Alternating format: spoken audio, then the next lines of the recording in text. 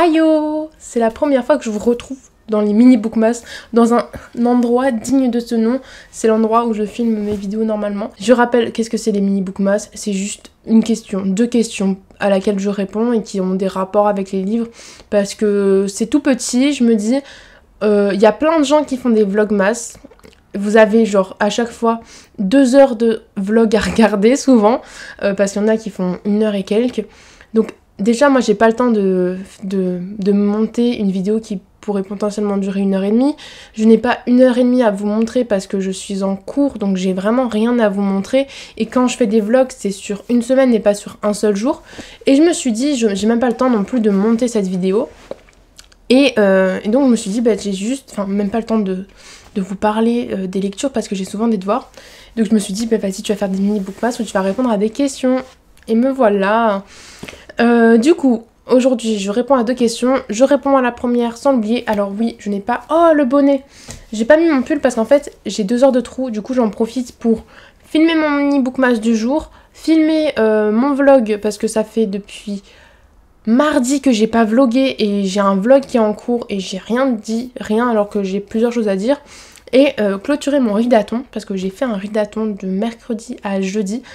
Donc bon, j'ai cherché mon bonnet et après il faut que je reparte en cours. Hein. Et voilà, ça ne va absolument pas avec ma tenue, mais au moins j'ai mis mon petit bonnet de Noël, voilà. Bref, du coup la première question, je vais répondre à celle d'Instagram parce que avant que j'oublie cette question, la question c'était la plus belle couverture au monde, enfin ta plus belle couverture dans ta bibliothèque.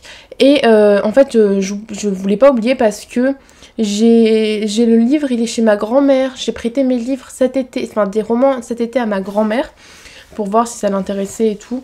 Et du coup il faut qu'elle me les ramène vers Noël. Et j'ai trop hâte de les revoir dans ma bibliothèque, mes chéris, ça à chaque fois je me fais bon il est où lui? Je le cherche pendant 1 heure, je fais c'est Nanou qui l'a parce que je l'appelle Nanou. Et du coup c'est Wilder Girls, donc je vous mets la couverture ici, qui est juste une pépite. Bon déjà que ce soit le roman c'est super bien, mais regardez-moi cette couverture, je ne peux même pas la voir. Je trouve le talent de l'artiste très talentueux. Je sais. En fait, à la base, vous savez, la collection R, la plupart du temps, ils font, enfin du coup, à un moment donné sur leur compte, ils partagent les prochaines parutions qui vont faire les plus gros titres de l'année qui va arriver.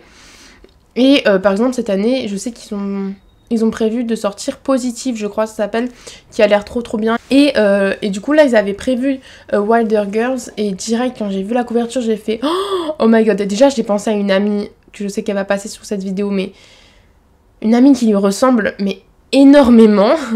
Et ensuite, j'ai fait c'est trop beau, il me le faut. Et après, j'ai lu le résumé, j'ai fait incroyable ce truc. On va suivre sur une île, ça fait beaucoup parler de lui ce roman sur Booktube et Bookstagram. C'est une île sur laquelle il va y avoir un pensionnat de filles. Et en fait, depuis 1 an, il me semble, il y a une maladie qui s'appelle la tox qui s'est mise sur l'île et qui détruit, qui modifie, qui métamorphose tout, c'est-à-dire la végétation, les animaux et même du coup les filles du pensionnat avec les adultes. Donc les arbres sont 3 fois plus gros, donc vous imaginez un arbre 3 fois plus gros. Les animaux sont hyper chelous, ils sont beaucoup plus sauvages, ils se laissent vraiment pas faire, donc vous pouvez mourir sur le coup quoi, en croisant un cerf par exemple. Et du coup les filles ont commencé à avoir des modifications sur leur corps. Donc par exemple il y en a il y a une deuxième colonne vertébrale qui lui pousse et qui fait des écailles, en fait c'est dégueulasse hein. Il y en a une autre par exemple, je sais plus ce que c'est, mais il y en a... Voilà, par exemple, une des protagonistes, elle a une main en écaille. Genre, sa main, c'est que des écailles d'argent. Et donc, c'est compliqué pour elle. Ça l'alourdit et tout. Et donc, du coup, on va les suivre, essayer de voir comment elles évoluent face à cette maladie. Comment elles survivent, surtout, parce que c'est surtout de la survie. Et comment, ben en fait, le monde extérieur ne les aide pas du tout. Enfin bref, je vous recommande à 1000% ce livre. Si vous en avez jamais entendu parler, qu'attendez-vous? Il est trop bien, par contre, attention aux âmes sensibles, parce qu'il y a souvent, c'est pas de l'horreur, mais il y a pas mal de vous pouvez être trigger souvent, surtout ceux qui ont peur du sang et des scènes un peu dégoûtantes. À un moment donné, il y a un truc archi dégueu et j'étais mais j'étais en mode trop bien parce que j'adore ça. Enfin, vous allez me dire, elle est bizarre celle-là. Oui.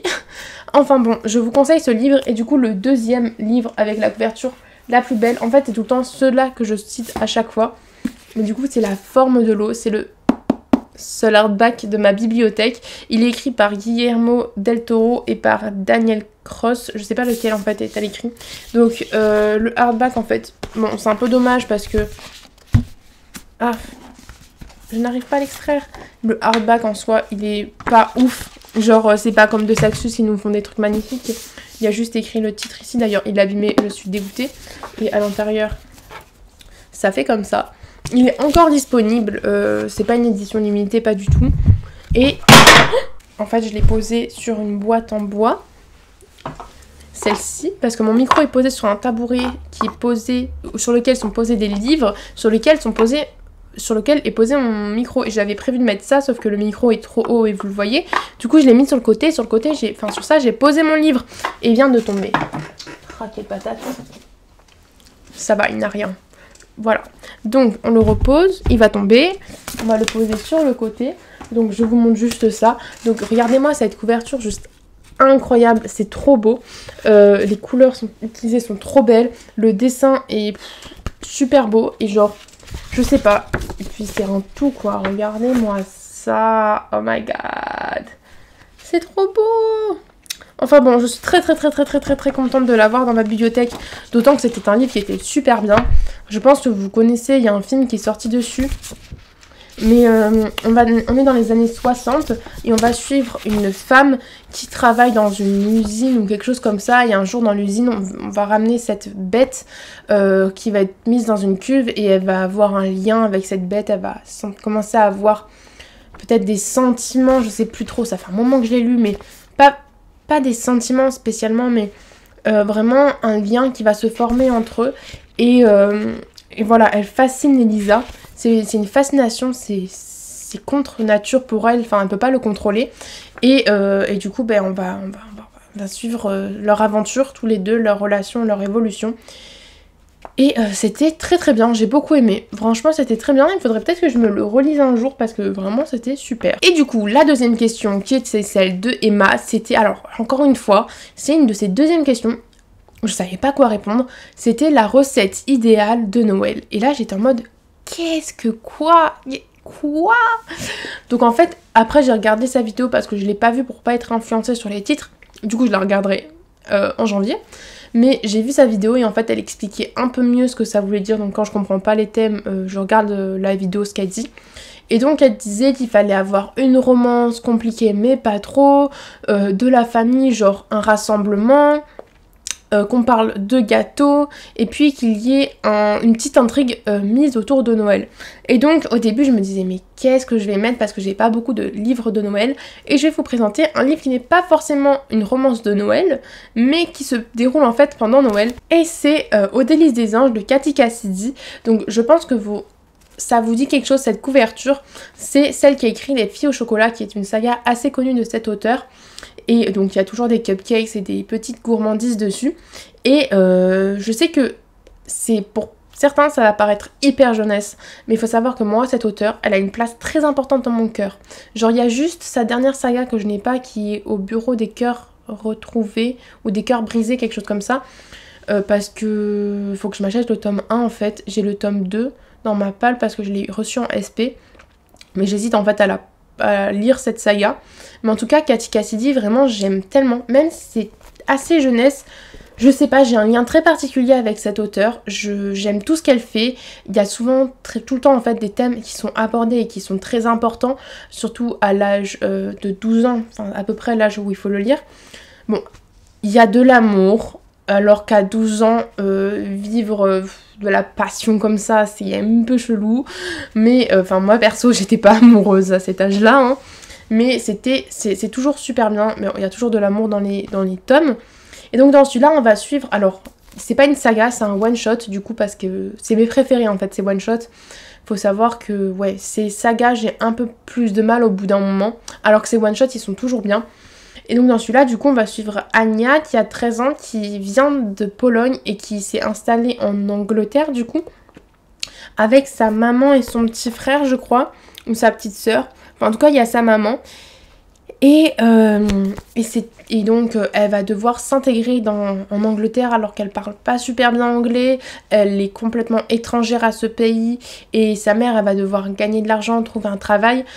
Et du coup, pourquoi ça parle de pâtisserie? Parce que sa maman fait superbement bien à manger et que surtout, elle va rencontrer un garçon très particulier. Un garçon rebelle, comme on dit dans le résumé. Dan, ce garçon rebelle pour qui je craque malgré moi. Enfin bref. Du coup, sa maman tient une boulangerie. Et donc, c'est axé autour de Noël puisque c'est pendant l'hiver, la période de Noël. Et c'était vraiment mimes. J'aime beaucoup, beaucoup. Donc là, on va suivre. Du coup, les thèmes principaux, c'est l'immigration et comment ça peut être dur de s'intégrer dans un nouveau pays. Mais aussi à quel point c'est important l'entraide. Parce que du coup, au final, à la fin, il va y avoir une entraide et c'est très chaleureux, très familial. C'était vraiment bien. D'ailleurs, du coup, j'hésitais à me le relire pendant Noël, mais je vais pas le relire pendant Noël, j'ai tellement de trucs à lire. Enfin bon, je vous conseille vraiment, même si vous êtes... Enfin, peut-être pas si vous êtes adulte, parce que moi, j'ai vraiment grandi avec les Katy Cassidy. Mais si vous avez 12, 14, même 16 ans peut-être, vraiment les Katy Cassidy, c'est un sucre en fait à déguster, à savourer, c'est super bien, franchement, je pensais même à un moment donné que ça deviendrait redondant au bout d'un moment parce que c'est toujours le même schéma, hein. C'est elle a un problème et elle va se faire aider. Il va y avoir de l'amour, un garçon qui va arriver dans sa vie et au final le garçon ils vont tomber amoureux, ils sont pas faits l'un pour l'autre et tout. C'est toujours le même schéma mais en fait c'est toujours aussi bien. Voilà, donc lisez, c'est incroyablement bien, Katy Cassidy. Et voilà pour ce mini bookmas. Du coup, si vous avez regardé la vidéo jusqu'au bout, je vous invite à mettre un emoji donut. Non, encore mieux. Du coup, j'ai oublié dans celui que vous allez voir aujourd'hui, donc celui d'hier, de vous dire de faire une phrase avec. Mais faites une phrase avec le mot... alors attendez. Donuts, ça va être bizarre comme phrase. Avec le mot pâtisserie. Ou dites-moi votre pâtisserie préférée. C'est encore mieux. Dites-moi votre pâtisserie préférée dans les commentaires. Moi, ma pâtisserie préférée, j'aime beaucoup le Paris-Brest. Je vais pas vous le cacher, le Paris-Brest. Et il y en a un autre que ma boulangerie fait, mais je sais plus comment ça s'appelle. Mais c'est trop bon. Et c'est au chocolat, forcément. Donc, dites-moi votre pâtisserie préférée dans les commentaires. D'ici là, j'espère que vous rencontrerez votre book boyfriend ou votre book girlfriend. Oui, je sais toujours pas le prononcer. Et que vous aurez ensemble beaucoup, beaucoup de livres. Ciao!